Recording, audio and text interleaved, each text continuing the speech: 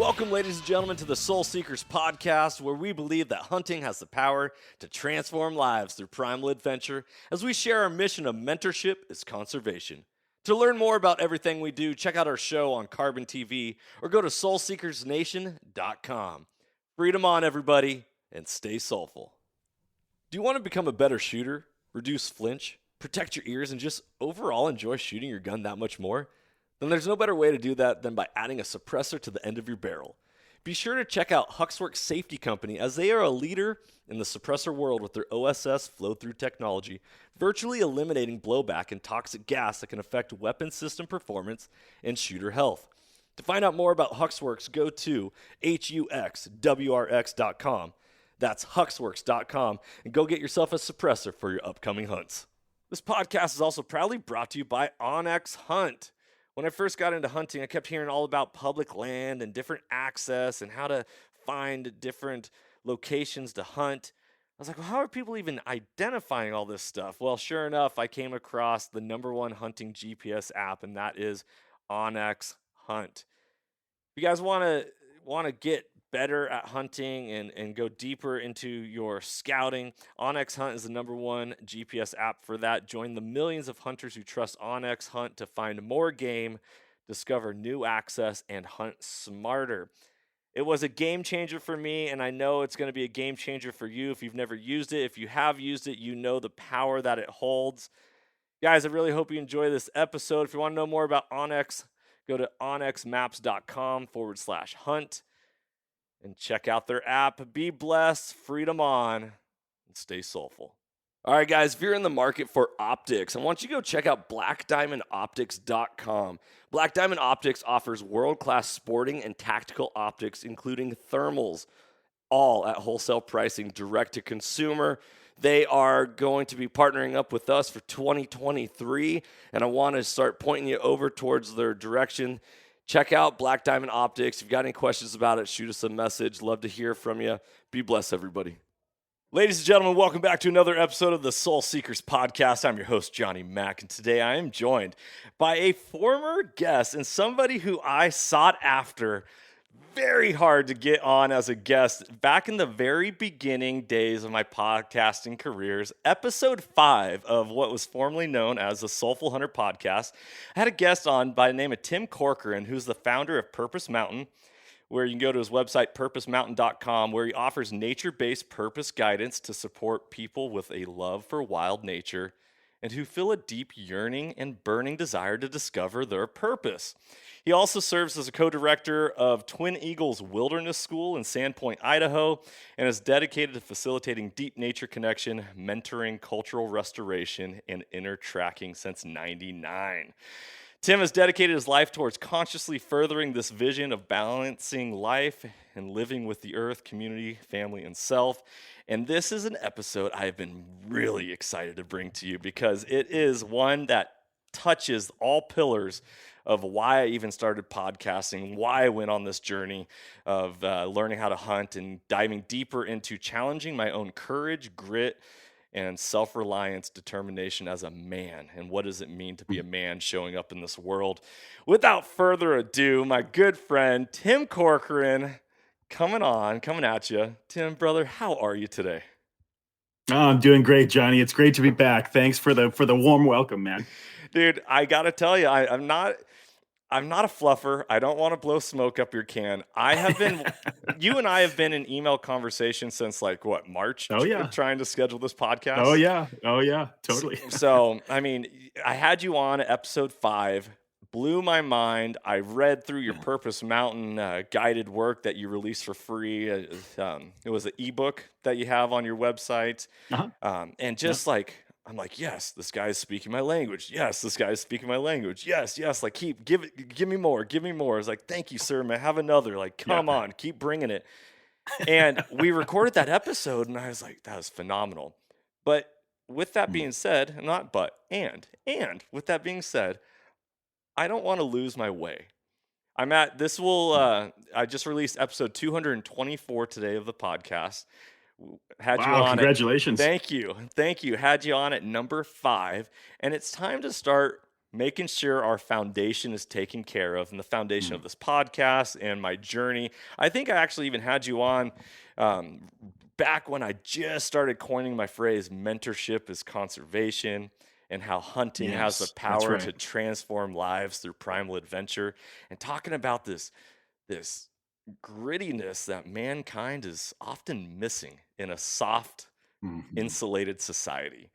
So, with that being said, Tim, I'd love for you to, give a little introduction on yourself, hear it from your words, and then we're going to dive into Sure. quite a few different topics today, and I'm really excited. So, go ahead, Tim, a little introduction. Well, sure. Thanks, Johnny. Yeah, great to be back. So you gave me a pretty, you read my bio there, and that's pretty solid. So yeah, I live up here in Sandpoint, Idaho, with my wife and my two sons. They're 13 and 16. We're all hunters, rifle hunters, bow hunters. We do traditional work. Actually, my son just got his second deer this past fall with a wooden bow, a wooden longbow that I helped him make. I helped him make What? the bow 2 winters ago, and then he got his second deer with it this last fall. Amazing. Maybe we can talk more about that. But yeah, my wife and I started Twin Eagles Wilderness School here in Sandpoint in 2005. And so we're going on 18 years now. We work with youth and adults, connecting people back to the natural world through the old skills: wilderness survival, animal tracking, wild edible medicinal plants, learning the language of the birds. Really, but underneath that, our approach, as you mentioned, is mentoring. So our approach is, how do we not just teach people these old skills, but how do we help them become a better human being? Help them come back to who they really are in their hearts and their souls. How do we foster a deep connection to the deep self? Or how do we build community relationships? How do we foster and support family bonds and attachment? One of my favorite programs I run there at Twin Eagles is I've got a father-son wilderness program that's just super popular and so fun to bring dads and boys out there and give them a big wilderness adventure. So we've been doing that. I've been doing that for a long time. And then about, 2017, 2018, I started my second organization, Purpose Mountain, where my focus is really working with adults, guiding them to connect with a spiritual sense of purpose, with their vision, with the deep reason why they're here. And that can take a lot of different shapes and forms, but it's definitely deep work and involves deep emotional healing, getting really incredibly present in the moment, and and calling in a deep connection with soul to connect with that vision, that purpose that's actually a guiding force, a north star in their lives. And all of that is in the context of connecting with nature. Mm. So I don't so much consider myself the guide. I consider nature really as, or mystery or soul as, the ultimate guide. I'm more the assistant guide, right? And that's kind of how I see it, all across the board for us humans. There is deep wisdom out there in the natural world if we open ourselves to it. And certainly cultures throughout history and across the entire globe have been tapped into this since time immemorial. But making that journey applicable today to modern people, 2023, that's my life path, man. That's what I do. And yeah, like I said, I am a hunter. I practice the sacred hunt. I think we talked about that on the first podcast, but Hmm. that continues in the last couple of years since we spoke last. I have become an elk hunter. I've gotten Yeah. 2 elk in the last 2 years, Dude, which I'm yeah. super stoked about. And I've got some incredible stories if we want to go there. But yeah, those are a few things about me. Man, you and I could do a whole series of podcasts of just like specific episodes. That way we don't feel like we're cutting into any Right. other topic or Yeah. dialogue. Um, I have so many questions, but one of the Yeah. first things I want to start with in regards to this idea of nature and mankind. You talked about there's a lot of wisdom and like knowledge to be gained from listening and being present, from the universe, from the nature, from the world around us, and all this. One of the things, especially with my mission of the mentorship as conservation, it's a very love-based mission. Mentorship is just love, right? Mm-hmm. You break mentoring is spending time with somebody and investing into other people.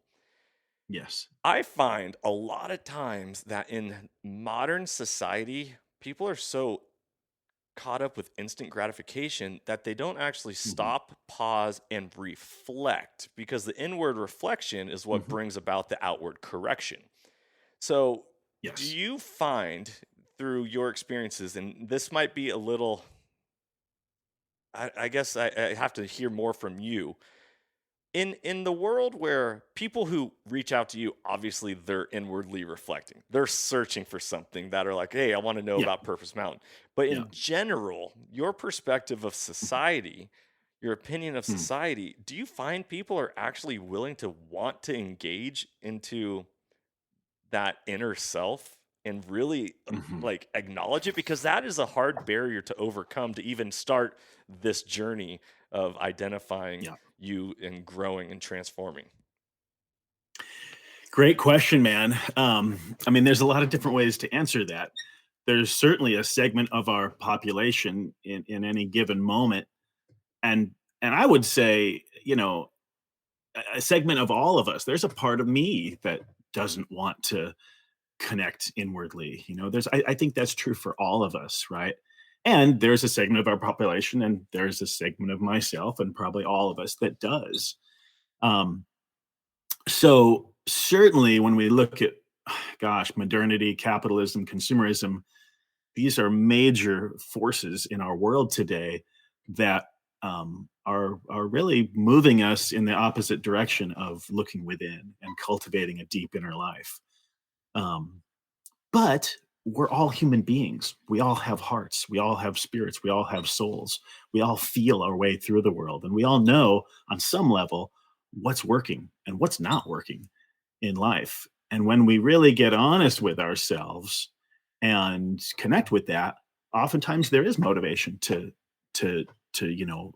feel all those uncomfortable feelings. I mean, that's really what it comes down to in my book, Johnny, is, am I willing to go within and feel what's there, that might be painful, might be vulnerable, that might be uncomfortable, because underneath that is some gold. Mhm. Underneath that is some gold.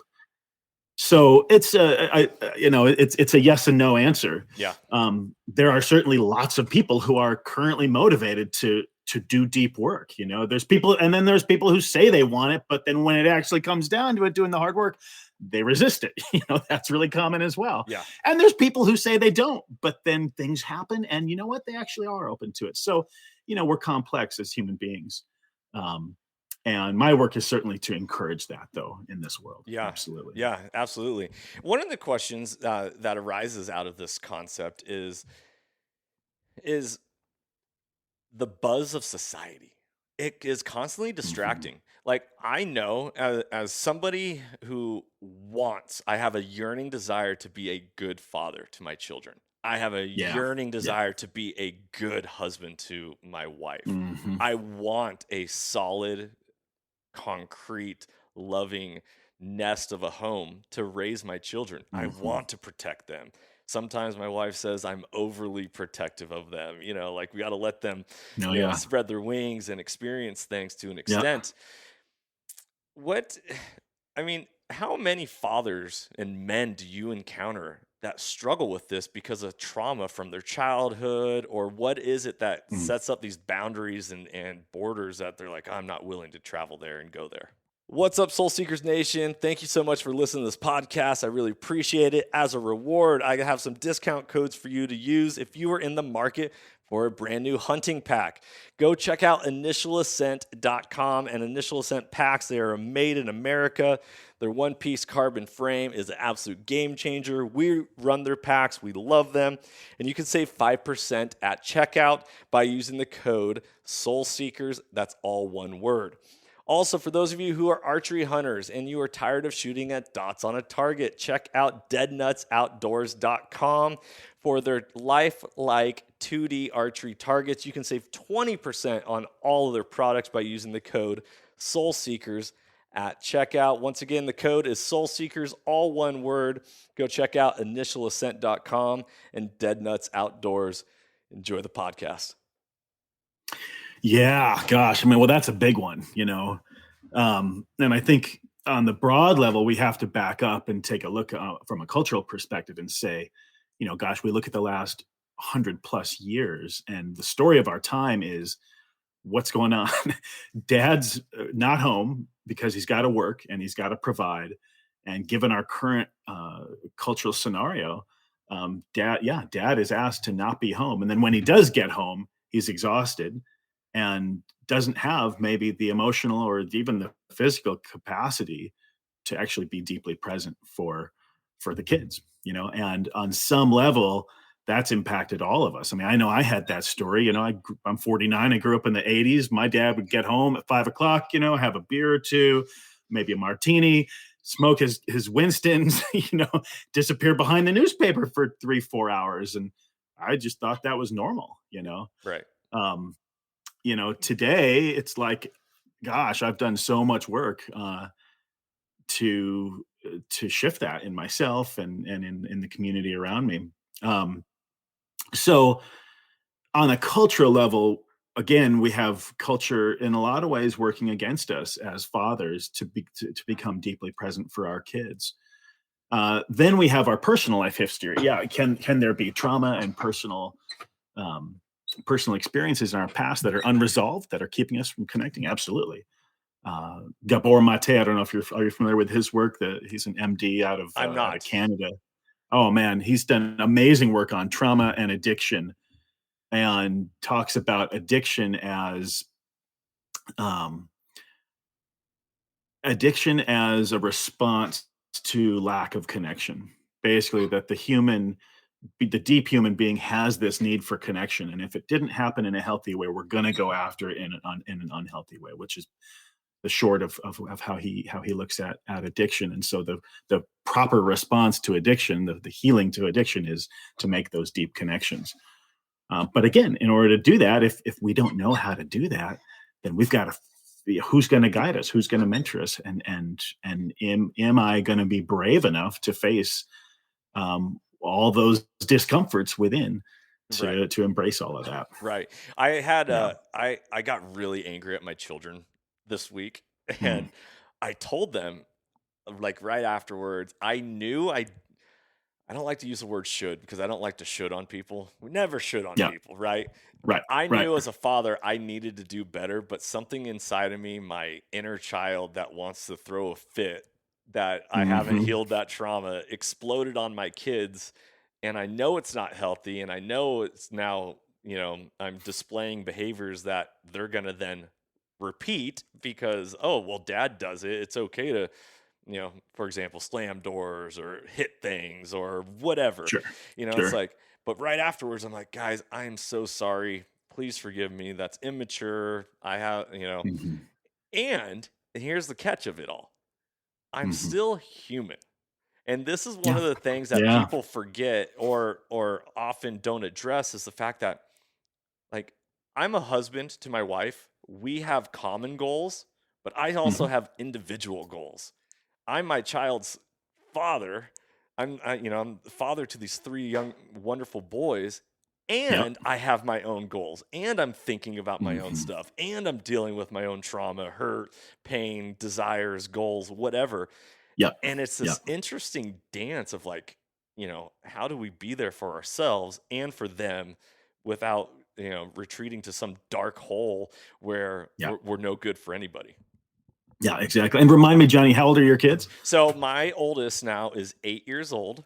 Okay. Middle is 6, going to be 7 in October, and my youngest turns 4 next week. Oh boy, you got your hands full, buddy. Bunch of wild savages, the wild boys of Borneo. Oh yeah. Well, I've got 2 boys, 13 and 16 now, but I remember those days when they were little, and it's a big experience. Yeah, it's so interesting. One of the questions I have for you is, where does your view on the world come from? Were you raised in a church? Are you religious? How did you dive into this idea of, the universe, the world, nature having all these Mhm. answers. Was there Mhm. a shift? What happened? Yeah. Great question. No, so I grew up in Indiana, like I said, in the 80s, kind of a South Bend, Indiana, home of Notre Dame football. I mean, it was a conservative Midwest town in the 80s, pretty sleepy. Um, I went to church as a kid. My parents, Methodist, United Methodist. Um, and I had a few moments of connection there, but it didn't do a whole lot for me. I think I stopped going when I was like 12 or something. It was just kind of like, I was like, what's the point? It didn't do a lot for me. I didn't see it doing a lot for my parents. Um, for me, as a kid, I had a lot of free time in nature, of course, right? I mean, you remember how it was. Hmm. Yeah, We you had get my like parents three. would lock the door and say, "Don't come back till lunchtime," right? Yeah. Oh yeah. We had like three good TV channels, three TV channels, like one good show a week, and other than that, we were outside racing around on our bikes in the backwoods or whatnot. And, um, so how did I get to this worldview where I'm currently at? Um, Well, I'm a big believer in this idea of the sacred wound as being one side of a coin, that the other side of which is the sacred gift. And this might seem a N- bit disconnected, but I'll weave it in together. Yeah, I love this stuff. Yeah, yes. Bring it at us. Okay. Yeah. So I had my share of trauma and moments of disconnection as a kid. My folks got divorced when I was 15. I experienced a lot of bullying and had really low self-esteem the first 20, 25 years of my life. Well, bullying in grade school and then low self-esteem until I was about 25. And I suffered some abuse when I was a younger kid. I had some trauma there. So by the time I hit about, I don't know, yeah, 15 or so, my parents getting divorced, that was kind of the last straw for me, the straw that broke the camel's back. And I was just like, man, this whole American dream thing is bogus. Like, It's look at where it's bullshit. gotten my family and me. I mean, really, I was like, this is bullshit. Really, what the hell? Like, my family's getting divorced. Now, granted, my parents had no skills when it came to emotional maturity and good communication and resolving conflict. All that was just ignored, right? And Hmm. swept under the rug. And that built up over years and years until it was too much. So, um, so I was really, by the time I hit my teenage years, Johnny, I was really looking for an alternative. Um, I was a really sensitive boy. I've always been a sensitive person emotionally, spiritually. I've always had a very strong dream life, like nighttime dreams, and only in the last 10 years have I really learned to wield that as a gift, and something that supports my spiritual life and my inner life. Right. But back when I was a kid, it was just like, man, there was a lot of pain, there was a lot of disconnection, and frankly, I was just like, I don't know, I was just looked around at the modern experience and I was like, what the hell? Like, what am I supposed to do? Sit in front of a computer and in a cubicle the next 60 years and waste my life away and, get married and get divorced and be unhappy like all these adults are around me? Like, this is bogus. So I had that whole kind of thread going. Now, separate from that, where I found my peace as a kid was going to nature.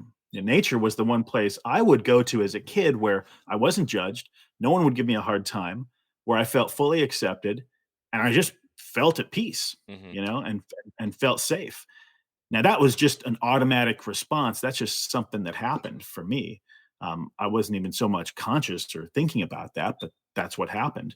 So over time, um, gosh, let's see, so I went to college, played by the rules. I was on track. I went to Purdue University in Indiana just because it was the state school, and I was always a bright kid, so got good grades and everything.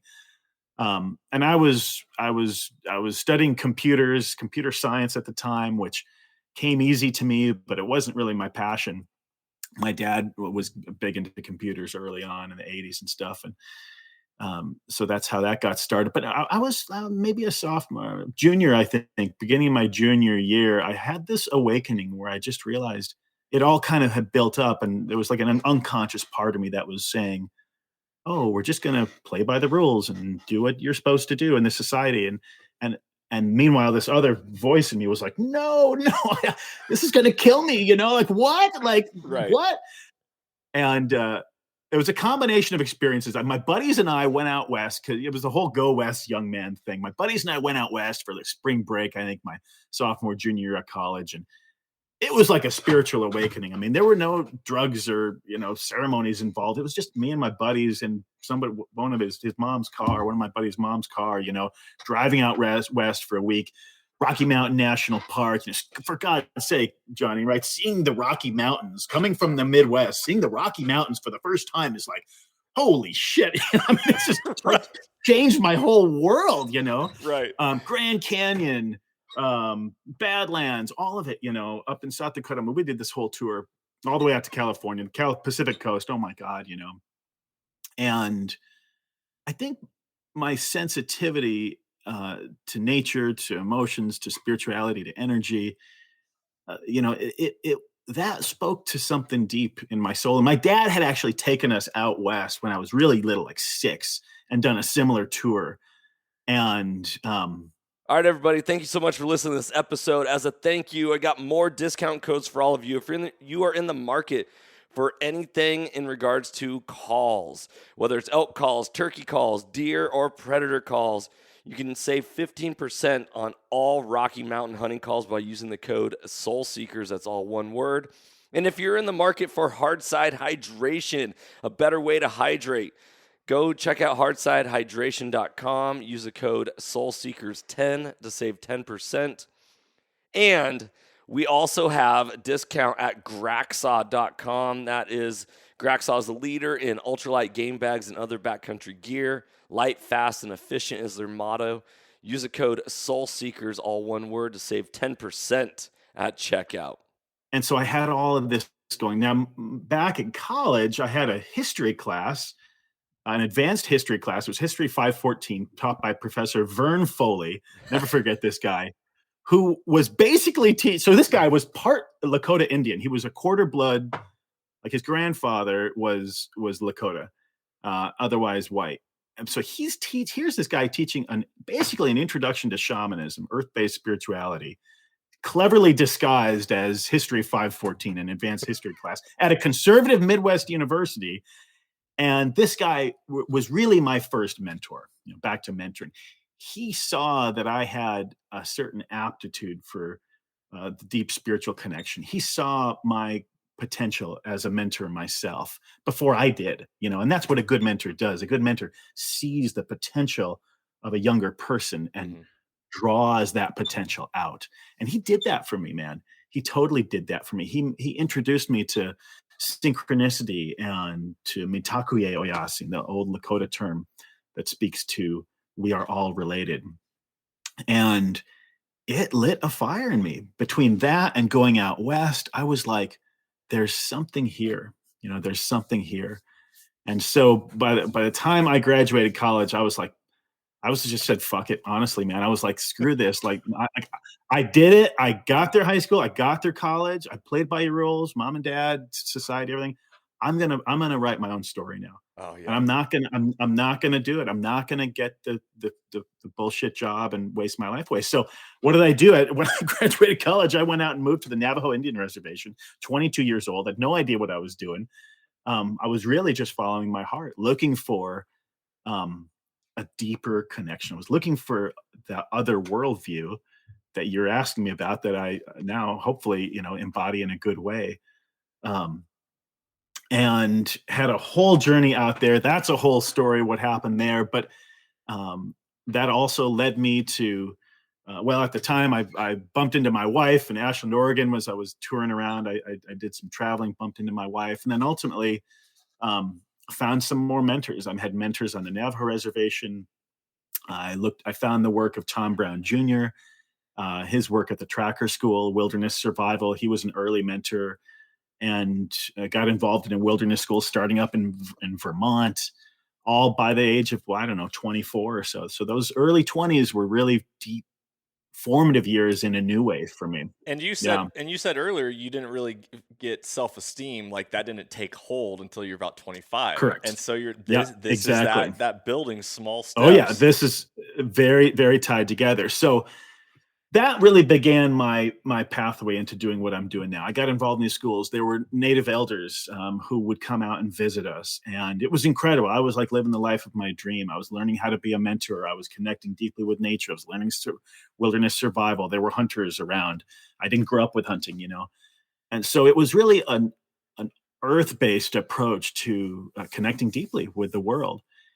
And through that, as I connected with nature, Johnny, um, through the five senses, and then ultimately beyond through transcendental forms and transformational approaches.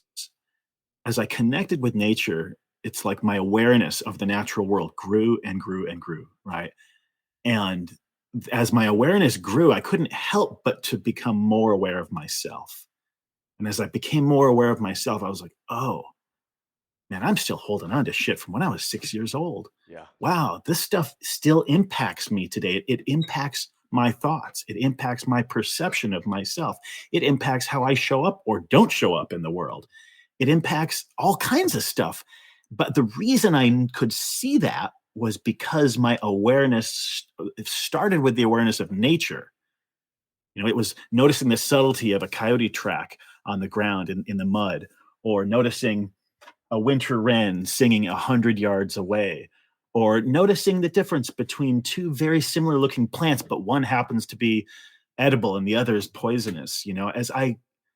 As I differentiated all this and grew that outer awareness of the natural world, I couldn't help, like I said, but to have an increase of awareness of myself. Mm. And then I was like, shit, I'm not good with what I'm seeing in here in my own heart. Yeah. I got to face this stuff. And so luckily I had mentors, I had elders, I had healers I could go to and work with that helped me address this stuff and realize, you know what, Tim, there's nothing wrong with you.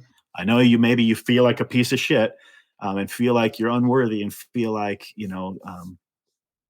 all of this bad stuff. But there were things that happened that were outside of your control, that were results of choices your parents made or others made, that really is not your responsibility. But I had to go into those places. I had to feel those hard feelings. I had to go back to that discomfort, the pain, Yeah. the vulnerability, the You sadness, have to go in order through to it. heal it all. Yeah, Yes. in order to get out of it, you got to go through it. You got to face it. Yeah. And I did. I was like, okay, I can do that. I can face this stuff. And I was deeply committed to that path because I was so clear. I think that was one of the gifts I had, Johnny, was seeing early on through awareness just how limiting all of those things are, Mm. those old beliefs, those limiting beliefs. It was so clear to me how it held me back. And I was like, I'll do whatever it takes, man. This is just me. I'll face whatever the hell I have to face inside of me to So grow and change. I love this topic. I was always taught that courage is the first known trait of mankind. Hmm. And it is all these interesting things that you're talking about, and I know and experience in my life, even to this day, where I have to overcome the inner voice in my head that says, "Oh, that's scary. Oh, Yeah. I don't know if you Yeah. can do that. Oh, I don't know if you're going to be good enough." And be like, "No, I'm courageous. I was made for Yes. this," and live Yeah. out that purpose of like, "No, I'm here for this time right now. Anything is possible." Right? Okay, well, I got the little man popped in. Say hi, Hi, buddy. Tim. Okay, Hi. Carter, go ask Carter. Shut the door, please. There's the reason why we do all this, right? That's right, exactly. So that one of that the whole point that I said right there is like Yeah. it's very easy to be a fearful person. Like Uh-huh. that's Yeah. like almost like a baseline. Like Mhm. they in the world of guns and training and stuff, they always say you Oh, yeah. fall back upon your training. You don't fall Yes. forward. So if our Right. baseline is fear and something Mhm. happens that we're like uncomfortable with or not sure about, we Yeah. we fall back into fear rather than being like, no, I'm going to stand Right. firm and courageous and go through Mhm. this. Mhm. Really interesting viewpoint, and how this all ties into Purpose Mountain and hunting and all the things that I'm doing as well is if you don't know, it's okay, and Mhm. you can learn, and Yes. and experiences are going to be the best teacher, right? Yes, absolutely, absolutely. And I love what you're speaking about in terms of fear, because, and I think that's an important connection with hunting. At least it has been for me. I can say, and the people I've worked with, especially my sons, that there seems to be in the journey of hunting, and I think more generally in the journey of connecting deeply with nature, as we go out to connect with that deer or that elk or that turkey, or just if it's the survival journey to maybe you're doing an overnight and you want to do a primitive survival overnight and build a shelter that you're going to sleep in and make fire by rubbing sticks together. As we go out on this old journey of connecting with nature, um, inevitably we're going to come up against fears. you know that's going to happen. Wow, I'm further out than I've ever been before. Oh my gosh, my phone just died. Geez, I hope my hope my map and compass skills are good, or whatever. Something's going to come up in the natural world that'll scare us, and that's normal. That's natural. It's predictable. It's to be expected. The question is just how do we relate to that? Do we stop and do we turn away and not face that fear and be a smaller person and limit our experience and our experience of in the world and of ourselves, or do we face it courageously, not stupidly, because sometimes hey, it's right to turn back, but other times no, it's the right thing to face that. And when we do, we're saying yes to life, we're saying yes to ourselves. We're One of my teachers likes to say, in those moments, it's like it's a choice point when we come up against fear. Am I going to be a smaller person, or am I going to be a greater soul? Mm. And that's always been my commitment and my encouragement to others, is to face those moments and choose to become that greater soul. Yeah, yeah. Have you ever read this book right here, The Untethered Soul? The Untethered Soul. I know about this one, but I have not read it. Michael Singer, right? Yes. Yeah. Highly recommend it because Okay. it will Okay. tie in a lot of stuff with everything that you're talking about. Mm. It's this idea that, like, who are we really? Right? We have the Mhm. person that right now is on the podcast, we're talking, we're engaging, Yep. but then when we're alone by ourselves and we're having dialogue with ourselves, who are we talking Mhm. to? Like, Yeah. who is this person that is talking in our heads and giving us ideas, or not, or saying, "Oh, I don't think you should do that," or "Oh, that sounds scary," or so Yeah. who are we at the core of our existence? And Yes. and then who do you want to show up? Mhm. Who's in the driver's seat, Yeah.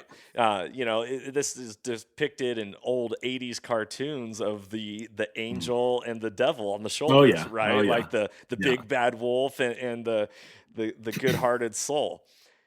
Who- The, you talked about it's the yin and the yang, right? Mhm. There's the duality of this life that we live, Yeah. and who do you want to show up? Because showing up Yeah. is the greatest gift. Yeah. Yeah, exactly.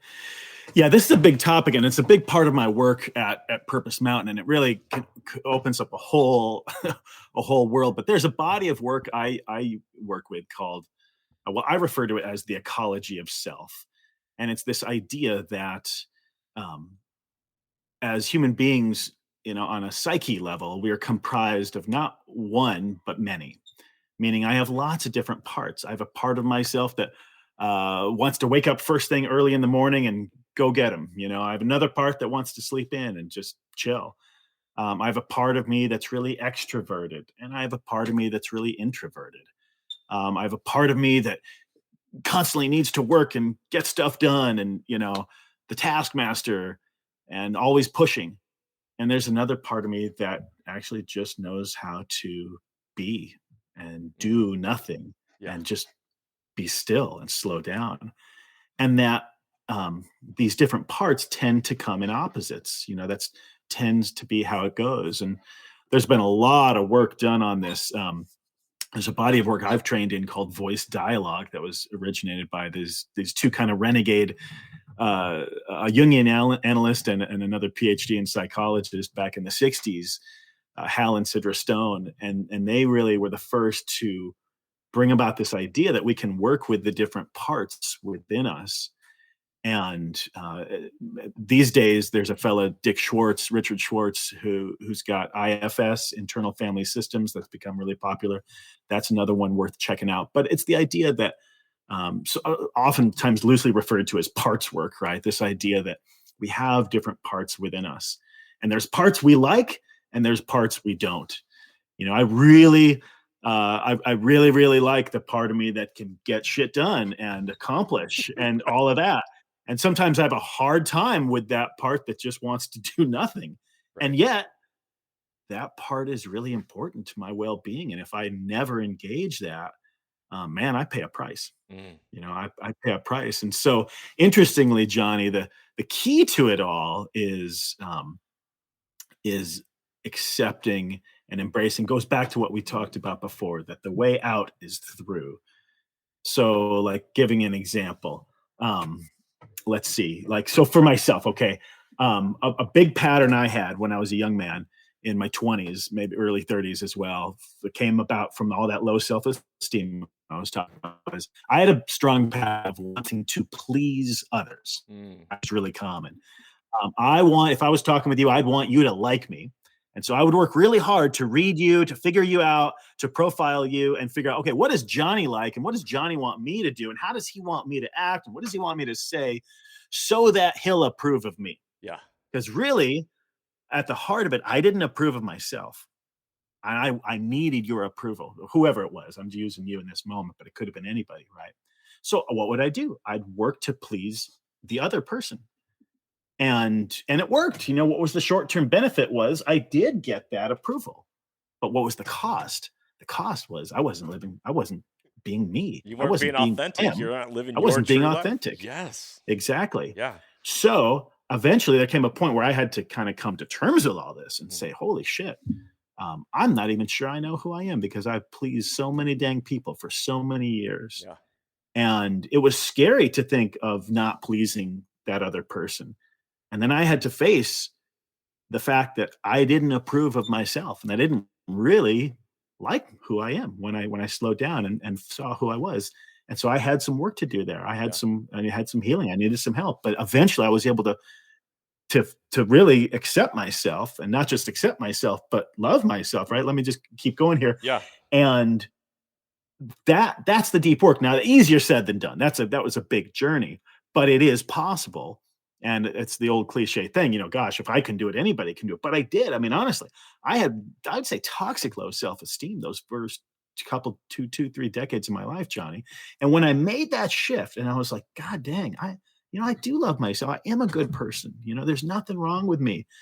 Holy shit, I've got some important things to say in the world. I haven't been saying them, Yeah. And when I do, the world gets better around me. My life gets better because I can speak my truth. And so it wasn't that I had to, back to the idea of different parts, right? It wasn't that I had to kill or destroy the part of me that pleased someone else. I had to look into it and understand, why does that thing exist anyway? Oh, it's just trying to get me love. It showed up when I was 4 years old. It learned to do that with my mom, when I was a kid. And you know what? It got me to where I'm at today. Yeah. If it wasn't for that side of me, I wouldn't be here. Not there. I wouldn't.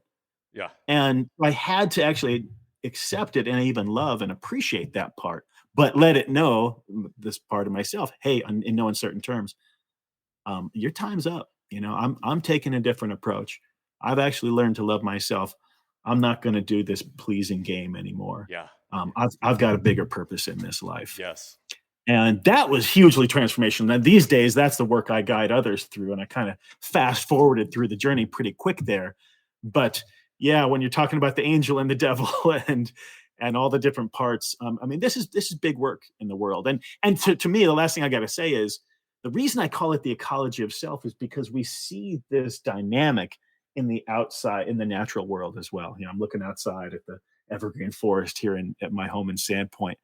And in the natural world, there's all sorts of different things. There's cottonwoods and there's cedars. There's, the evergreens and the broadleaves. There's big mammals and small mammals. There's the dry desert and there's the moist wetlands. There's all of these different parts, and it takes all of it in order for our earth to sustain itself and to regenerate. All of these aspects, rainy days and sunny days, Mhm. all of it, night and day, and there's all of these opposites. And the same is true. It's kind of a mirror for what's going on inside the human being. There's a whole ecology inside of me, the part that wants to please you and the part that's going to speak my truth. And all of those different opposites, introvert, extrovert, the hard worker and the one that can just chill. And all of those are actually important and they're all worthy. It's like, I mean, back to the pleasing thing. It's not that I never please anybody. I still want you to like me, and I'm down. I do want your approval, but I don't need it. You know what I'm saying? Yeah. And I don't relate with those things in the same way, but I'm still going to be cool, and hopefully you'll still like me, and, Yeah. Yeah. and this will go well, but I don't need it in the way I once did. So it's about embracing all of these parts and that full ecology in order to step into our wholeness and ultimately, our purpose and our vision. It's really interesting hearing you talk about that, especially when you're talking about like the broadleafs and the evergreens and the dry Yeah, desert yeah, and the moist wetlands and all that. And it brings my mind to the idea of tribal roles. We have roles within the tribe. yes, yeah, There are, you know, we are made up of we have all these different aspects inside of us, right? We have the person that mhm, wants to sleep in, and the person that says let's get it done, or the person that's like I'm not good enough, and the part that's like no, I can do this. How I'm going to tie this into hunting right here, because great, it great, really sparked something for me. When I first started hunting, I hunted for me because I was scared and I wanted to learn. And so when I went out, specifically after black bears, I was scared of bears in the woods. At the same mhm, time, I knew that I needed to go through this in order to learn and grow, and yes, and I did. And all of a sudden it sparked this voice inside of me of like, oh, I got something to share with the world because I went through that transformative experience. At the same time, now that I've been hunting, so that was in 2017, I killed my very first big game mm, animal. It is nice, 2023, nice, so it's 7 years yeah, apart. mhm, When I used to go out hunting, it was like, oh, dude, it's me, it's me, it's me. Like, yeah, my wife and kids are at home, and yes, I'll get to bring food home for them. But ultimately, it's like, I'm after something that I don't know what it is, but I know it's here somewhere. mm, Now, when I go hunting, it's this. My eyes are open, and it's a bigger picture. It's like, okay, what is out here for me, right? So the difference between hikers and hunters is that more mm. often than not, and I'm speaking from my own experience, is that hiking typically has to do with a destination.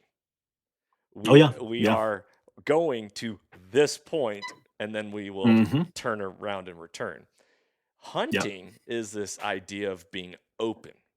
Say, I don't yes, know yeah, where or what is going to interact with me at what time, and we're going to let it take its course, and we're going to go with the flow rather than against the hmm, flow and against the grain and fighting it.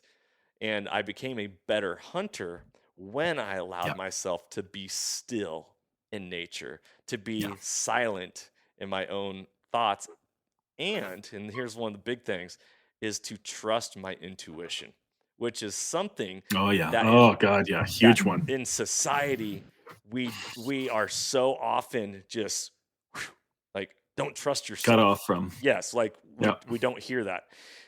Go ahead and talk about any of that from your perspective and all that, because that was one of the big learning things, and everything's a progression, right? We're not the same yesterday as I am today and what I Yeah. will be tomorrow. Huge. Oh man, I mean, you're speaking my language, so I couldn't agree more. The difference between the hiking and hikers and hunters, and very very true. And I would offer, here's a next level on that. I would offer that there's a similar difference. If you can just imagine this for a moment, the different, like if you think of the contrast, right, the difference between a hiker and a hunter. Um, and I want to say, I consider myself both. Okay, sometimes I just go for the hike, and that's great. You know what I mean? Like I'll go on a hike, and it's a good experience. So I'm not down on hikers. I want to say that, but there are differences, and when we go out into nature, what really is going to make the difference is our intention. am I going for a hike? Am I going for a hunt? Am I going for a vision quest? Am I going to discover the deep truth at the center of the image that I was born with, and the vision of why I'm here on this planet? Am I going for healing? Um, Geez, my mom passed away a year and a half ago, and I had multiple journeys out into nature that weren't hiking, they weren't hunting. They were more like healing journeys in nature where I was going to grieve, man. I was going to let go all that pain, all and express all that love I had for my mom. But what I wanted to say there was that the difference between hiking and hunting, I would say, is kind of similar to the difference between hunting and vision quest work. That when a person goes out on vision quest, there's typically this that involves like a 4 day solo, no food, fasting, alone in nature, with a singular intent, also not much movement, so getting very still in one area with a singular intention of, okay, God, mystery, creator, great spirit, however you want to say it, or just life. Why the hell am I here? Like, really, why am I here? Like, no BS, no uncertain terms. Why have I taken birth on this planet? What is the point of my life? Mm-hmm. I want to make a deep connection with that. And I'm not going to get up from this spot and move on until that connection is clear to me. And that's kind of one of the ultimate forms of that continues that trajectory from hiking to hunting, is the vision quest. Can I share a little story Oh yeah, that goes absolutely. to your point here? Okay, so this was my most recent elk hunt. Okay, so December 22. This is what, 8 months ago. Late season cow elk hunt here in Idaho. They give us a week, the first week of December, as a cow elk season muzzleloader only. Okay. So a few years ago, I picked up a muzzleloader. Oh my gosh, a whole journey with that, learning how muzzleloaders work. Oh my God, luckily I found a mentor. I found a guy down a couple hours south of me, master muzzleloader hunter, who was gracious enough to take me in out of the kindness of his heart, show me the whole thing. So I had taken my first elk with the muzzleloader 2 falls ago. That was a whole journey. And this past fall, I was going out, and this is a big hunt. I mean, elk hunting. Are you an elk hunter? Oh yeah. Oh yeah. Okay. So like the difference between elk hunting and deer hunting. Oh yeah, right here. Yeah. I see the picture. Is massive, and like elk hunting. I mean, they're wild creatures. For anybody who doesn't know, they live much more up in the mountains. It's a whole intense journey. Yeah. So I've been looking forward to this all year long. My muzzleloader week-long elk hunt. Had my buddy lined up. We had our spot locally here. I'm blessed to have elk right in my neighborhood. And I had a whole week set. I was like, okay, I get the whole week off. I'm not working. That's lined the whole thing up. I got support from my wife. My son's new. Day one, I go out. We go out. It's the snow had come a little early. So the snow had pushed the elk down, right, Johnny? Mm-hmm. And man, before even first light, I got busted by a cow down low where I was not expecting them. I mean, I'm talking 20 minutes from the truck. I'm thinking last year I had to walk 5 miles from the truck to get to them, Yeah. And I'm just like blown away. I'm like, oh my God, they're right here. And so sure enough, as it gets getting light, I'm seeing elk everywhere, all around me. I'm like, oh my God, they're right here. I mean, this took me weeks, in previous years to get to this point. So I have some close calls, but it doesn't come together. And and I wind up spooking a couple of groups, just because they were so thick, and I kept thinking, oh, I would scare a little group off, and then I would think, okay, that must be it. There's no more. And then another, I'd bump into another group of elk, and oh my gosh, here they are. And so after bumping a couple, 2-3 groups, there was one group left that I could see. It was maybe, I don't know, half a mile away, and it was up on this ridge. And I knew this ridge. I'd hunted this ridge before. I knew I could come back around from the backside and come down on these elk and have a good chance at it. Uh-huh. Well, I get this call from my wife, and man, she is having a hard time with my sons. Teenage, sons, like they can be a handful sometimes, and they were a handful on this day. And she's like, Tim, I hate to tell you this, but things are not good. I need your help here. I need you to come back home. And I'm heartbroken, man. I'm just like, are you freak? Part of me, you're at Yeah, different no, parts, right? So drop it. part Yeah. of me is like what? Like, are you kidding me? She knows how important elk hunting is to me. And I'm like, I'm really upset on one hand, but on the other hand, I've got this other part that's just like accepting. That's Mm, just like, oh, okay. And I slow down and I let her say what she needs to say.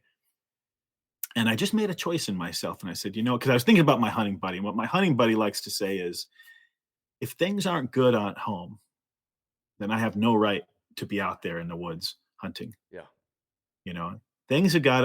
If I'm going to leave the home with my wife, my kids, that it needs to the home, the family needs to be in good order. If I'm gonna leave, that's part of my duty as father. Hmm. And I really thought about that. And he was just talking about this like a couple days prior. Like, man, Josh was right. Like, and I could just feel it. I was like, things aren't right. They need me at home. And I was like, okay. And so I just I threw my hands up and I said, okay, honey, I'll come back. And it's going to be like 4 hours till I can get back because I'm out there a little ways. But nonetheless, I said, okay. Well, by the time we had to hang up, and then I called her back, and things had kind of calmed down, and she said, "Okay, Tim, if you can just get back tonight, just get back before and sleep here tonight, and we'll be good." I said, "Okay." So now I've got it's like 10 a.m. And if you're much of an elk hunter, you realize most of the kills happen in the morning. So if you get past about 8 or 9, your chances are pretty slim, right? And I'm thinking, okay, I got like a small chance, but maybe this could happen. And it felt like the right thing to do, and it felt like the hard thing to do, Johnny, to say yes to my wife that I'm going to come home. It felt right, but it was really hard. Yeah. And a big part of me didn't want to, but I knew it was right. And so I said, okay. And I offered up a prayer. I said, okay, so I got 4 or 5 hours left. I got this one little group of elk. Now, luckily, I knew the elk well enough to know that they like to chill during the daytime. And once they're in a little section, a group of them, once they're in an area, they generally will hang there for most of the day, at least where I'm at. Yeah. And so I'm thinking, I got a pretty good chance if I can circle around, get up on this ridge from behind, and come back down on them. I'll have a pretty good chance of sneaking in on them and making this happen. So I'm going out there and I'm feeling all this vulnerability. Again, I'm a sensitive guy, and I'm feeling all this sensitivity of like how hard it is to say no to my big week of hunting and to say yes to family. And I'm just asking for help. I'm like, okay, I got one day here. I don't have a week like I did last year. I got one day now. This is it.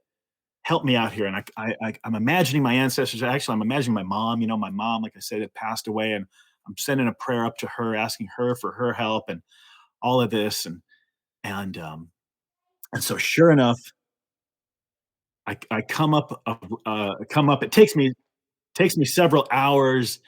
There's a lot of snow. Snow is getting deeper and deeper. Again, it was early snow here in Idaho in December, and man, there's like no tracks, and I'm starting to get bummed. I'm like, I don't know if this is going to work, but I come up. Sure enough, I get up all the way around, put my bag down. It's just me and my muzzle loader, and I just enter into that stalk, where it goes timeless, and um, time seems to stop. My senses just go on high alert. It's like I can feel the hairs in the back of my neck. My ears feel like they're getting bigger. Sounds are getting louder. The colors are getting brighter. I'm just in that like kind of, I imagine like the Spider-Man movie, the Spidey senses come up, and Yeah. any hunter knows this. And so I'm coming in, and I knew the land well enough because I was coming in from behind, so I was kind of blind. I couldn't see him on my approach. I didn't know if the elk were still there, but I had him marked by the trees. We had just a few trees on this ridge that was otherwise pretty barren of trees.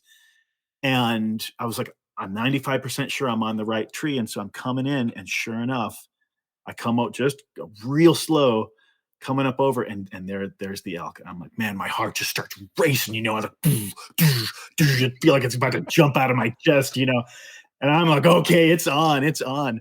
And so I'm sneaking up. I take, I don't know, 5, 6, 7 steps. And then I'm focused on this one cow who's down below me. Oh, that's what it was. I had to. I came and I saw her, but I didn't have a good shot from that angle, so I had to back up a little bit and come around just slightly to get a different angle. And as I was coming around, I catch this movement out of my peripheral vision. Oh, and here's a young one, a 6-month old to my right. And those little ones aren't too aware yet. They haven't really learned the ropes, and so they'll let you, they'll let you make lots of mistakes where the cows and the bulls won't. Right? You Right. probably know this. Right. And so this young one stands up and is just like looking at me like, what's this? And I'm like, oh my gosh. Like I would have been busted if it was an adult, but I didn't see this one. And the little one hadn't alerted the rest of the little herd yet. I'm like, oh, okay, it's here. And it's the surrender moment. And I'm realizing the cow is not for me. Like if I move much more, this little one's going to bust me and they're all going to bolt. So I'm like, the little one is presenting itself. And with working with the sacred hunt the way I do, what I was always taught is the first animal to present itself to you, you have to take. So I don't go out targeting particular individuals. I take it from the spiritual stance of like I made my prayers to the elk and the elk gave me a response. And when that first animal presents, whether it's young or I mean, I still hunt legally, I don't push that edge, but the first legal animal that presents, I say, okay, I'm going to take. And I was taught that it's disrespectful to pass on one, if in pursuit of another individual. Now that's just my approach. But so I'm like, okay, this is it. This is the one that's presenting.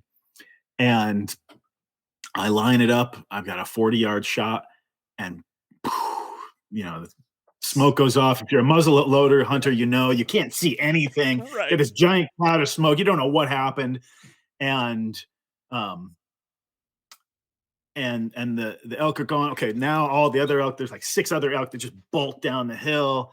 And I'm looking and I'm like, man, I didn't see much. And so I walk over there and I'm not seeing any blood in the snow. And I'm like, shoot, did I miss? Like that was a 40-yard shot. And now here in Idaho, it's open sights, and everything. No scopes. And I get over there and there's no blood. And that horrible feeling comes over. My heart starts racing. Oh God, I missed, but I'm like, well, I'm just going to follow its tracks. And there was a couple of sets. And so I follow this one set down and, I'm like, oh man, it's like 10 yards, 20 yards, 25 yards, still nothing, not a single drop of blood. I'm like, oh man, this is not good. And I'm just about to give up. And I have this little feeling, intuition. Mm-hmm. Oh, just keep going about 10, 20 more yards. So I keep going. And sure enough, behind this little ocean spray bush, here's that creamy tan butt of an elk laying there. And I'm like, what? Oh my God, and here it is. And I had shot, and because of the angle, I would kind of shot straight on. There was no exit wound. And there was very little bleeding. But sure enough, it was down. And I wound up taking a second shot and putting it down. And the whole thing came together. Now, this is day one, man. This is after I had given up. I didn't think I was going to get anything. I thought there's no way anything is going to happen. Yeah. And yet it did. It was, for me, at this stage, for me as in my progression as an elk hunter, it frankly felt like a little miracle, man. It really did. I was sure that it was over when my wife called and I told her, okay, I'm done. I'm giving up. I was sure. And yet it came together. So, and I had to follow my intuition, all of it. So that's the story. And for me, it really spoke to the power of like, what was I really doing that whole time? I was just living in my heart, man. I was just following my heart. I was doing what I felt was right. And in the end, I perceived it. I saw it that was rewarded. And I do believe, I've told this story before. I do believe, I don't think I would have connected with that elk on that day if I hadn't have said yes to my wife when she needed me. And I want to talk about this. So this is beautiful. Beautiful story, by the way. Beautiful story. I want to acknowledge you on that. And great job. You're 2 for 2 on elk so far. Like, that's 2 for 2. Come on, brother. That's a big deal. Yeah, that's pretty good. All right. So, first part I want to say is I always talk about on this podcast, you can never outgive good. You can never outgive good. The point of that is that when you are living true, then everything is then it's secular. It's the boomerang effect. It's the ripple effect. It's like you don't leave home unless everything's in good order, because Mm-hmm. then in the movie The Last Samurai, the guy's like, one mind, Oh yeah. too many mind, one mind. It's like you can't be bringing this baggage with you when you're setting off with a specific focus. When you do, it Mm-hmm. detracts from everything, right? And so when we are going in with a good focus, everything's in order, but then something arises and you say, you know what, I'm going to be true. It is more important to be the best husband to my wife and father to my children than it is for me to fill my cup on this hunt and go through this right at Yep. this moment. It Yep. is an and world, not an or world. It's not this Yeah. or that. Yep. It's this and that. It's a beautiful thing. What you said is like, okay, you were able to work it out with your wife. Also, she was satiated in your whatever you guys talked about. She was grounded. I'll be home tonight. You had time was limited, and you also follow a rule, which is take the first animal that presents itself to you as a gift. Mm-hmm. I talk. Yep. Are you familiar with Robbie Kroger and Blood Origins? No, huh? Okay, so I'll have to introduce you at some point, but we talk a lot Yeah. about the trophy hunting, because in Mm-hmm. society who are anti-hunters, they hate they label everything as trophy hunters. Yep. And Yep. trophy hunting doesn't just mean shooting the biggest antlered animal. Trophy hunting Mm-hmm. is saying your life is more valuable than that life, and Mm-hmm. I will pass over something, even though it's Mm-hmm. legal, to pursue something bigger. And it's like, okay, well, that is kind of a concept of trophy hunting. However, when you're going out and accepting whatever is the first animal presented to you, Mm-hmm. then that is, uh, I mean, I don't know where you got that from or anything, but that is like what's your goal? And here we go. Yeah. Yeah. Well, no, I mean, I was mentored by a man from the Spokane tribe of Indians, which is one of the local tribes right around here that I pursued. I mean, this is a man who's a dear friend of mine and a mentor. And I asked him, because again, I didn't start off, I wasn't raised hunting. And so when I was ready to start hunting, which is about 10 years ago, I sought my teachers and elders from the local tribe, and that's how he said that's the old way how we do it, and that's what I'm going to guide you in. And if you want to, he said, your choice, Tim, but if you want to walk this path, this is it. Like this is going to be your road for life. Like you can't change, and if you stop, it's over. This is kind of this is a commitment. And so, yeah, that's an old approach that people in my bioregion, Johnny, have been practicing for, I don't know, tens of thousands of years here in the inland Northwest. I like Yeah. that. So um, moving to Texas and having the concept of leases and private land and all this, I actually don't Mm-hmm. know when the next time I will have an opportunity without spending high dollar to shoot an antlered animal. Right. And Right. here I am. I have a show. I'm creating episodes. I'm putting all this content out, and big antlers drive numbers and viewership. And Oh yeah. it's Oh, like of course they do. this Yep. fine line of like, Yep. I still have a great mission and purpose that I have to share with the world. And this dialogue is perfect. I don't believe in coincidences. Everything is lined up and Mm-hmm. timed exactly how it's supposed to be, because Yeah. this is a perspective for me that one of the episodes I was going to make in season 4 of my show is make doe hunting great again. Nice. Love it. Because, thank you, because there is no a hierarchy to animal life. Everything's a life. Everything's a soul that you are, the show is called Soul Seekers. Yeah. And Yeah. so I love your perspective, and I think I'm gonna apply that, and I'm gonna accept it. I'm gonna receive it and say, this is where I am right now, what I'm meant to be, and what I'm meant to do and show. And there will be a time and a place where I will get an opportunity, and something will present itself to me of the bone, and then I can be the bone collector. So Right. Yeah. Yeah. Exactly. that's beautiful. I really appreciate Yeah. that. Well, you know what? Another cool little synchronicity with that was this last fall was our biggest year as a family for hunting. My wife and I both got a second deer tag, which is a controlled hunt here in Idaho. And my oldest son got his deer. So we had between the four of us, my youngest son isn't hunting yet. So we had 5 deer. And I'd gone on a elk hunt with my elk hunting buddy, and he gave me half of his he got a big giant bull, an old warrior. And oh, dude, we had 2 freezers full of meat, And I'll be honest, this was the last hunt of the season for me. I was feeling kind of overwhelmed. And if I'd gotten a big, giant 500-pound cow, it would have been a heck of a lot. So in the end, that little, that little one, I mean, it was still, a little 6-month-old elk is still quite big. It was what, 250 pounds, still Right. bigger than a big old whitetail buck or even a mule deer buck.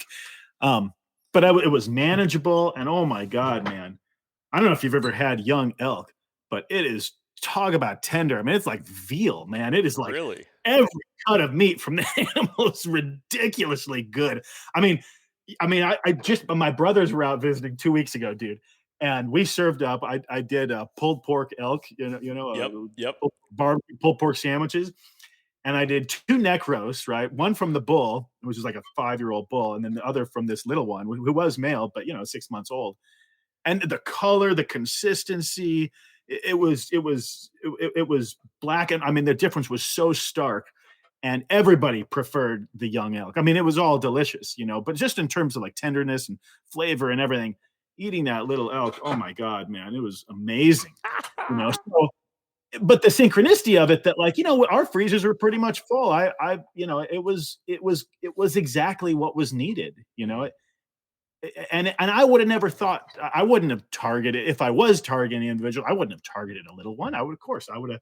It was a cow elk hunt, so I would have gone after a big old cow, a lead cow or something. Hmm. But that wasn't my way. I just accepted what was offered, and it wound up being so perfect. And Yeah. I've still got some of that elk in my freezer, and I was still enjoying that. Yeah, So life happens yeah, for us. It doesn't happen to us. We're not the that's result right. of Yeah, circumstances in our exactly. lives. We get to create our own existence and how we want to Yeah. be and show up. And that's something that often either people just don't know or don't believe or understand, because I know it, I don't believe Mhm. it. And there's a difference between belief Yeah. and knowing. Yeah. Yeah. Two totally different things. Yeah. Like I know who my parents are. I don't believe that my parents are real. Like I know them. Like I know my children. Yeah. I know my Yeah. wife. I don't need to believe that because it's just truth. Yeah. Right. Yeah. Yeah. Um, Exactly. okay, so this last year I had the phenomenal, like awe-inspiring experience that I got to take my son, my oldest boy, out on a hunt, and he shot his Mm. very first animal. Oh boy. I got to eat. I sat down at the table with my wife and children, and we got to eat the meal that my son provided. Yeah. That going full circle of teaching myself how to hunt so that I can share with others and provide for myself, provide for my family, to teach and give my gift to other people, to all of a sudden having it being returned to me as this person who now is being fed. Whoa. Talk about like goosebumps. Literally and metaphorically, more metaphorically. Yeah. Yeah. How old were your boys when you got into hunting with them? And did you have an experience like that? Because I know you do a lot of coming to Yeah. age ceremonies and Oh yeah. and Yeah. experiences. Can you talk about that at all? Yeah. Yeah. Totally, man. So again, I wasn't raised hunting. Um, I got involved in primitive skills and wilderness survival pretty early on. Like I said, early mid 20s. So I had a goal for myself since I was a young man, that I wanted my first deer to be a deer that I shot with a bow, a wooden bow that I made myself. I mean, that was really like close to my heart. Like I really held on to that. Um, that's a big journey for someone who Fair. knows, when I started, I didn't know anything about nature, hunting and all this. I had no mentors and anything. I had no idea what I was saying, but I felt it.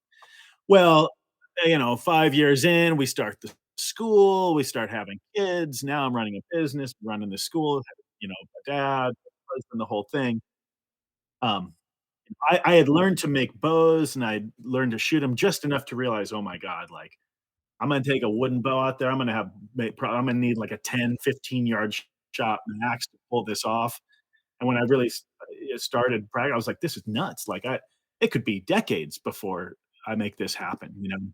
So my kids, my oldest was 6 when I made the decision. I said, you know what? I'm going to start hunting, and it's not going to be with a wooden bow. It's going to be with a gun. And the reason I chose that was because I wanted to put meat on the table, and I wanted wild meat to be part of my kids' experience of growing up. Mm-hmm. Right. And I knew that if I held on to that rigid, the thing I wanted, you know, um, of my first deer being a wood killed with a wooden bow, I knew I would probably lose out on the experience of giving my kids wild meat as part of their childhood. And I was like, no way, that's too great of a cost. So that's when I went to my friends on the Spokane reservation and asked for guidance and mentoring, and was incredibly blessed to receive that and started hunting. And, you know, I bought a 270, and my first deer, I shot with, it was a doe with a 270. But, you know, my boys were 6 and 3 at the time. So I start bringing deer home, and man, did they get excited. I mean, all the early years of dad's out hunting. Dad, did you get one? Did you get one? No, I didn't. Did you get one, Dad? Did you get one? No, I didn't. Did you get one? I got one. Oh my God, he got a deer. He got it. You know, freaking out. You know, this, right? It's so exciting. We're kids. And then I'd bring the deer home, and we'd always do everything at home. We'd skin it. We'd butcher it at home. I taught them early. They would love when they were little to come. We'd bring it in on the kitchen table, you know, Yeah. and everyone would take part and get a knife, and everyone would help take the deer apart, learn all about it. Oh, look at this, figuring out how the tendons and the sinews work and the bones and the muscles and all the whole thing, you know. And so when my oldest, when River was 9, became in his heart to start hunting. And so I told him early on, I said, well, bud, if you want to start, we're going to start with small game, and you have to start with a bow. He had time. I didn't, you know, and I said, you have to start with a bow. And so he's like, okay, well, how does this work? I said, well, for step one, what are we going to hunt? He said, well, the snowshoe hare are around here. We got a lot of snowshoe hare. I said, yeah, okay, the snowshoe hare. Okay. And so I actually worked with ceremony with him, and we did prayers. We actually worked with the sweat lodge, and we did some prayers, and we asked the spirit of the snowshoe hare. That's also part of how I was taught, Johnny, is to pray and ask permission spiritually from these animals. Is it okay? May I kill one of yours? Will you offer one of yours? Do I have your permission? And then to be open to getting a yes or a no. And that's a heart thing, you know, feeling the response in the heart, and teaching my boys early to ask and to be respectful. And I know that's a really old perspective that isn't too common these days, but I can only think, like, man, what would our world be like if everyone took that kind of respect with how we interact with nature, right? So anyhow, we get the yes, and he's like, okay. And so I'm like, okay, bud, well, how close can you get to a snowshoe hare? Start by just sneaking up on one. Mm-hmm. And he realizes, I can get, 10, 12 yards away from one. I said, okay, so that's your distance. You're going to need to shoot at 10, 12 yards. And so he practiced on his bow and arrow, and he had a whole summer of practicing. He's out there every day. And sure enough, he gets, maybe 75% of the time, he gets to where he can be accurate at 10, 12 yards. And I would say, okay. So the day comes, it's autumn, and he has his first hunt. And I was right there with him, and I helped him with it. It was this big moment. And man, he became very, very impassioned by that experience. It was actually life-changing for him. And River is, my oldest, is an incredibly passionate hunter now. And so when he was old enough, I told him, I said, well, because he wanted to know, when can I hunt deer, Dad? And I said, well, when you're done being a boy, and when you've gone through a rite of passage and actually formally stepped into becoming a young man, when you've completed boyhood, then I feel like that'll be the time when you'll be allowed to hunt a deer. And he said, okay. So then we had this whole rite of passage experience, which is a whole other thing that I lead for boys. He works his way through that. That the whole thing. And then he was ready for it to be a deer hunter. Mm-hmm. And he himself, I told him, I said, well, look, you did the hare with the bow. And then by this point he had shot other hare and squirrels and grouse and things. But I said, it's your choice, bud. Do you want to go with a gun, or do you want to go with a bow? And he became a very passionate, almost you could say obsessive bow hunter. He's like, He's like, what do you mean? Do I want to use a gun? Like, I'm not going to use a gun. He's like, gun? That's just bogus. He's like, what do you mean? Guns are like cheating. He's like, he got really high on his horse, teenager, right? On like bow hunting. But I respected him for it. I was like, okay. He's like, I want the challenge, Dad. I want to, get within 10 yards of that deer. I want to get close. I want to, he's like, I don't mind passing up. And he had all this time as a teenager, and we don't let our kids do a whole lot of screen time. So, dude, he was constantly out there. This is just 2 falls ago. Hundreds of hours out there, Johnny. I mean, I can't tell you. And finding others, finding other bow hunters, learning from them, finding his way with it, doing the whole prayer thing, the sacred hunt, asking permission. He also adopted my approach of the first animal is going to be the one that presents is the one I'm going to go for. And it finally came together for him. This was in November, and he started as early as he could. So he started August 30th here in Idaho is when bow season opens up for deer. And I mean, he had months, constantly being out there to the point where he's begging us, for, Dad, would you please take me out? I got to go. If he's not going out 3-4 days a week, for 4 hours each a piece, he's upset. And it was like, oh my God, what did I create a monster here? But he got out there, and after all that time, he figured the whole thing out and connected with this beautiful buck at, I think it was like a 12-yard shot, and oh my God, man, I'll never forget him coming home and just the incredible adrenaline and excitement. And I did it, Dad. I shot a deer. But it had ran, so he knew enough that he had to come home and wait. It was late in the day. And so we had to wait overnight. Now, he didn't sleep at all that night. It was the longest night of his life, and wakes up at the crack of dawn, the next morning, and we're out there. And sure enough, it hadn't run, but 30, 40 yards. And there he was piled up. And oh my God. I mean, there wasn't, our whole family was out there, my wife, myself, his little brother and him. And the same thing, man, he brought that deer home and fed us. And for me, it was so incredible because just like you, but it was it was like a 20-year dream come true for me, only I wasn't the one that shot my first deer with a bow. He was. Yeah. And so he's like living my dream, but it's his dream too, like authentically. And that, talk about a proud father moment. I was just like, oh my God, man, this is the coolest thing I've ever experienced. And in many ways, it was better that he got it before I did, and what was so funny, Johnny, is so he gets his deer with his bow. So then last fall, a year later, last fall, I got the 2 tags. So I had my first deer. I was telling you, I got my first deer with my 270, and my second one, it didn't come together until like December. And by that point, rifle season's over. So all I had was bow season left. And he set me up last fall. He set me up, and I got my first deer with a bow last fall. This is December as well. Because of him.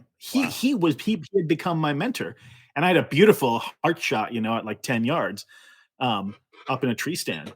And it went back to him, which went back to me. So talk about full circle. I mean, that was incredible. May totally I interject incredible. here for a second? Real quick? Yeah, no, please. Man, so hearing you share your story reminds me, and I want to remind all the listeners, to don't give up on your goals and dreams.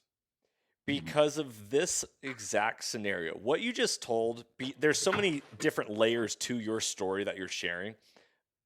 With that being said, is if you truly love something, it's okay to set it free, and then it will naturally return back to you, but not necessarily in the way you think it will be. Exactly. But it will. And ultimately, if you wouldn't have done what you did and say, I'm going to shoot a deer with a rifle in order to give my children this experience, the full circle of that is that you wouldn't have been able to shoot a deer with a bow and have your kid shoot a deer, have his first deer be taken with a bow. If you wouldn't have lived your true authentic self and lived your life and your path and continued to pursue your goals, there's always trade, right? Risk and reward, or what are you willing to trade in order to accomplish something?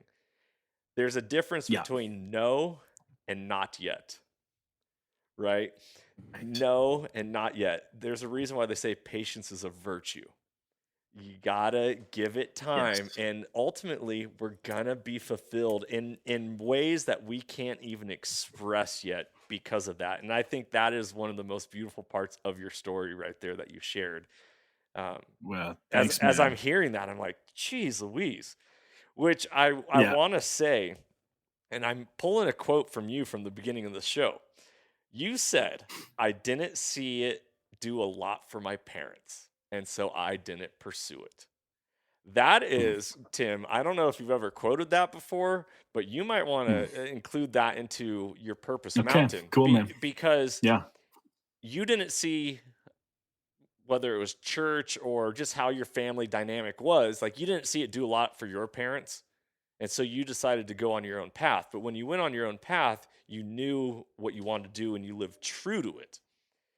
So, us Yeah. as hunters, if we want hunting to last for generations to come, if we want our young boys to grow up to be strong warrior men, warrior poets, people that are giving to society and making this place a better world than, how we found it, then we need to make sure that we are doing things that do things for us and set that Yeah. example for others. Because when Yeah. our kids say, well, yeah, my dad was a hunter, but I didn't really see it doing a whole lot for him, or I didn't really see it do a Yeah. whole lot for his marriage, or I didn't really see it do a lot for Yeah. ourselves or our Exactly, man. family, or I didn't, Exactly. like, oh my gosh, our children are sponges, and if we really care about the next generation of anything, whether it's hunting, humanity, like legacy, any of that, we really need to be aware, self-aware,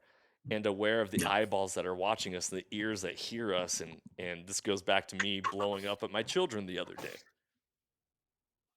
Sure. Oh yeah, we've all been there, man. We've all been there. Okay, so here's a quote for you. One of my favorite poets is Rainer Maria Rilke, who lived in the late 1800s, early 1900s.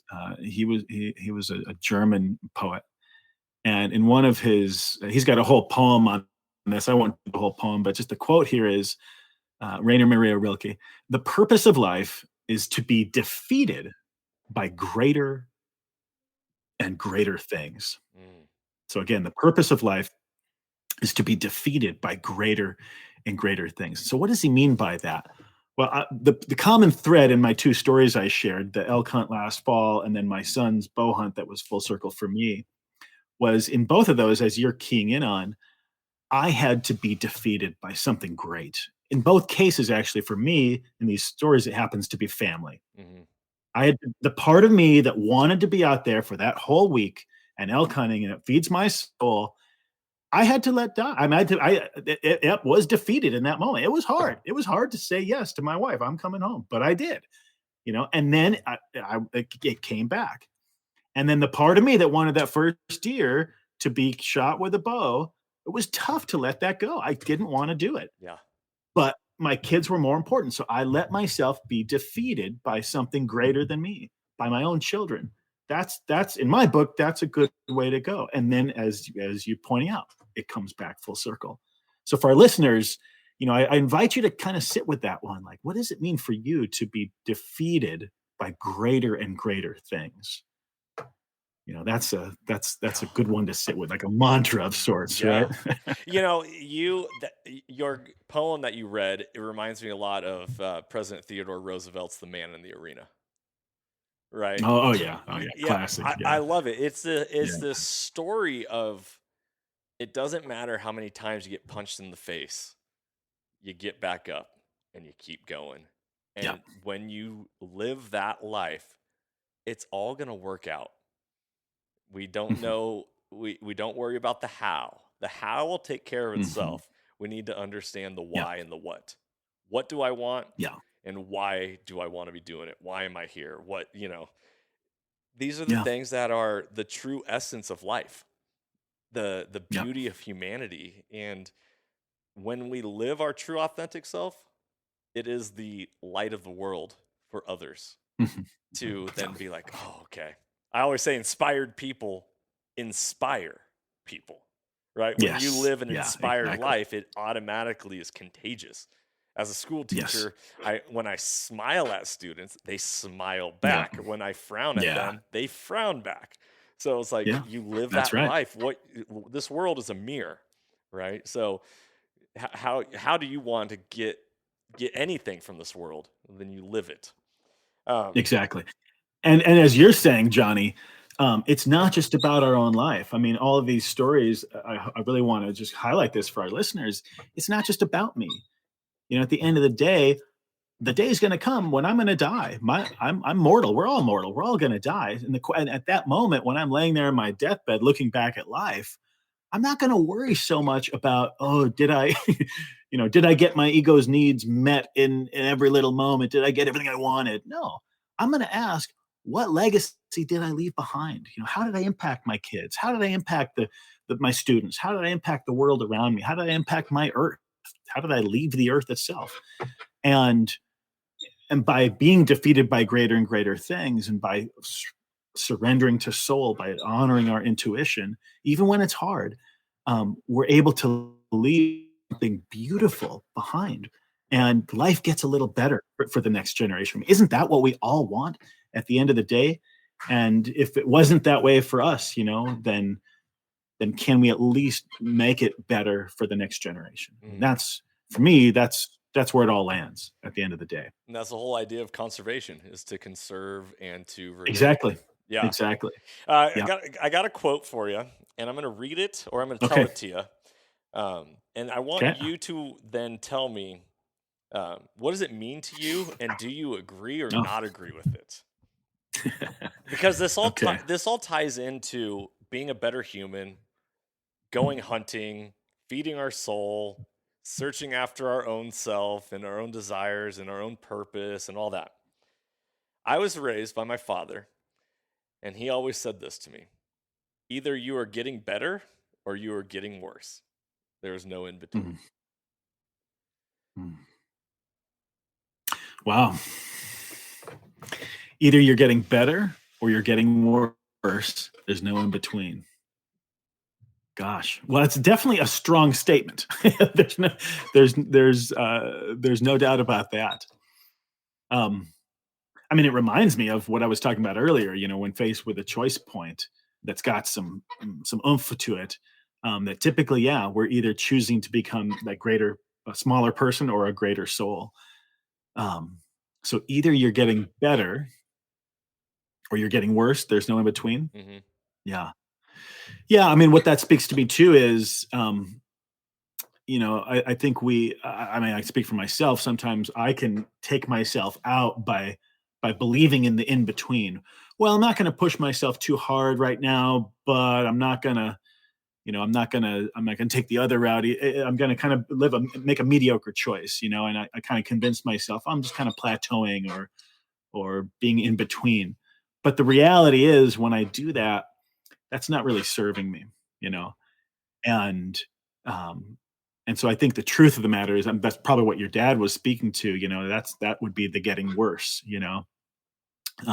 When I think I'm in between, I'm not. I'm actually getting worse.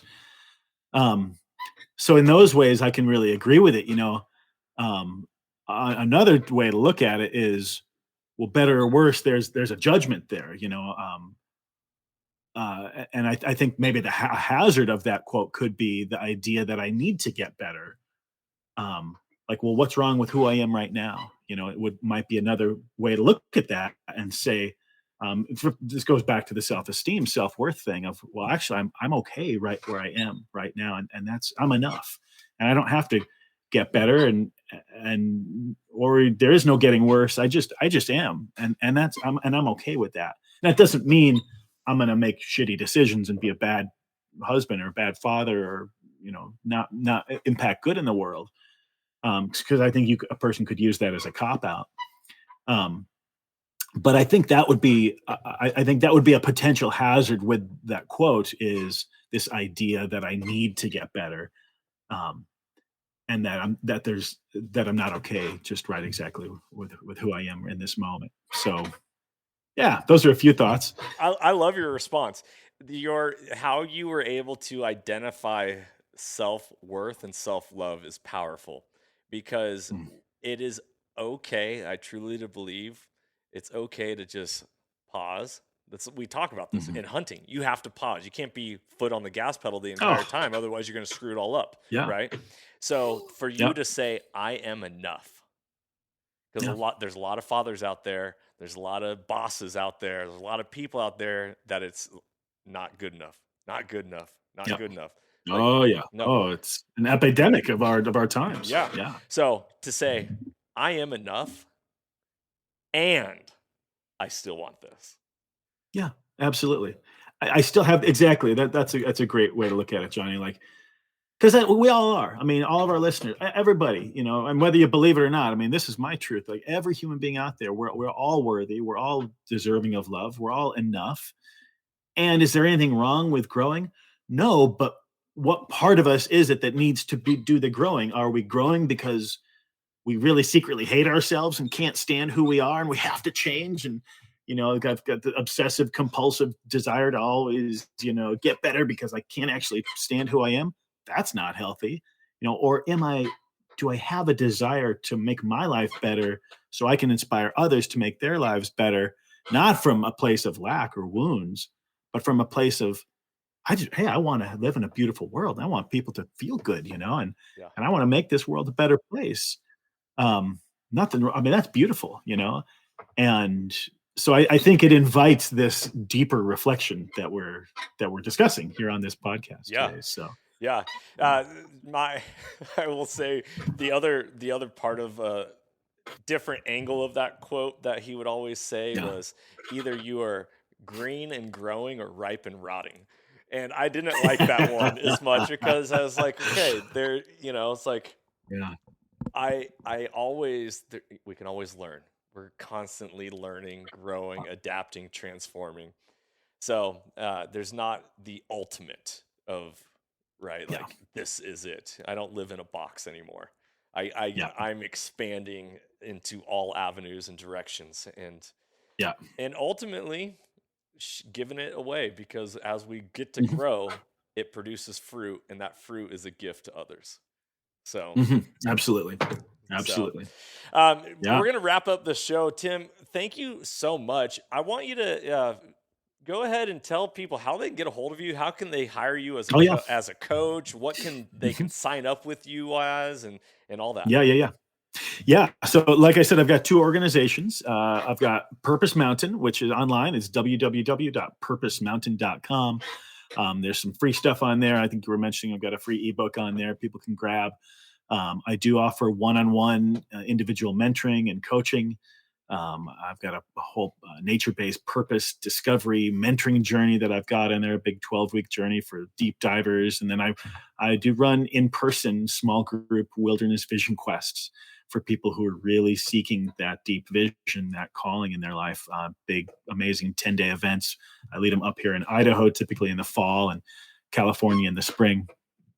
So they can check me out there. And then if folks are interested more on the nature connection side of things, there's a lot of nature connection involved with Purpose Mountain, but the big focus is, discovering purpose and the deep inner journey. If people are focused and interested in wilderness skills and that sort of nature connection, check me out at Twin Eagles Wilderness School. That's www.twineagles.org. We run all kinds of programs there, youth and adults. Right now, we're in the midst of a busy summer camp season. We'll have 300-400 kids come through our summer camps over a few months. But yeah, I run father-son wilderness programs. We've got adult um, nature connection mentoring trainings with teen programs. My wife runs women's retreats and mother-daughter program. We got all kinds of different stuff on there, skills weekends, all kinds of cool stuff. So yeah, people can check us out there as well. I love it. And I'll make sure I have all the links to those in the show notes as well. So you guys can go check that out. Check out Tim. When I heard Tim on a podcast, I think it was with Aubrey Marcus. And I was Yeah. like, this was right before I even started my podcasting career. And I was like, dude, yes. Like, come on. Like, are you kidding me? Who is this guy? I gotta get to know him. Like, that's great. So, Yeah. you've made a huge impact in this world. You've made an impact on me. I want to say thank you. I'm honored that you get to share this time with me and we get to commune together and share this conversation with the world. You never know whose ears are going to hear this. That's right. You never know. And so it's such a beautiful thing. Tim, I would be honored if we could figure out a way to do a mini series of podcast episodes where we might dive into just one specific topic, keep it like a half hour at max, and just go deep into that. Because I don't believe, I know that there is power in true understanding, which I think is the whole purpose of why you do Purpose Mountain, is the understanding of why we're going about things and living the way we do, which will just make us better people and pursue our lives and goals that much more. So I'm truly honored, brother. Thank you so much for this time. Yeah, you're sure welcome, Johnny. Thank you for having me here. It's been an honor for me as well. And always love connecting with you, and all your positive energy is contagious, man. So thank you. I love it. Guys, go check out purposemountain.com. Go check out Twin Eagles Wilderness School. And we actually have some really great episodes that are going to be dropping on Carbon TV as far as talking about archery. You got an archery elk and deer episode coming out in the month of August. You can go support all of us and what we're doing. Go check out our online store that just launched, but go support Tim. Sign up for mentoring. Mentoring is a powerful thing, and it's never going to be lost. Like we're constantly needing to get more knowledge, and that knowledge impacts us day to day.